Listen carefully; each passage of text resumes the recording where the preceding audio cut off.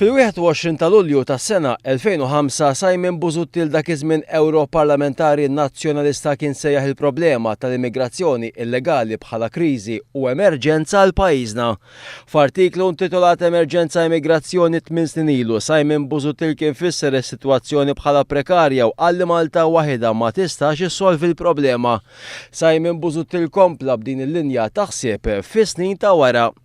Fl-20 ta' Lulju tas-sena 2008 Simon Busuttil kien qal li ħadd minna ma jieħu gost li jaslu aktar immigranti f'Malta għax kulħadd jaċċetta li l-pis fuqna huwa kbir ferm u ċertament akbar mill-pis fuq pajjiżi li huma akbar minna.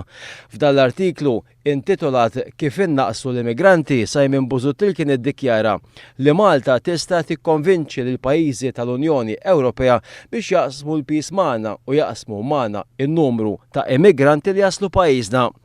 Fuq hekk qed ninsistu għal Busuttil 5 snin ilu qabel naslu għal xi tip ta' arranġament mhux ser noqogħdu kwieti u jekk ma ngħaddux mill-bieb ser ngħaddu mit-tieqa. Meta ġie ffirmat il-Patt Ewropew tal-Immigrazzjoni u Ażil ukoll fl-2008 Simon Busuttil qal li għall-ewwel darba l-Unjoni Ewropea aċċettat li fil-każ ta' Malta m'hemmx triq oħra ħlief li dan isir. Iżda llum illi sar kap tal-Partit Nazzjonalista u kap tal-Oppożizzjoni u Malta baqgħet tiffaċċja problema serja tal-immigrazzjoni, Simon Busuttil qed jitkellem mod ieħor.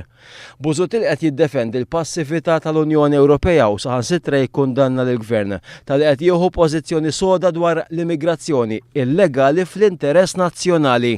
Simon Busuttil qed jagħżel li jfixkel il-Gvern fil-messaġġ li qed jibgħat li mhux lest joqgħod għal mod kif Malta qed titħalla waħedha f'din is-sitwazzjoni.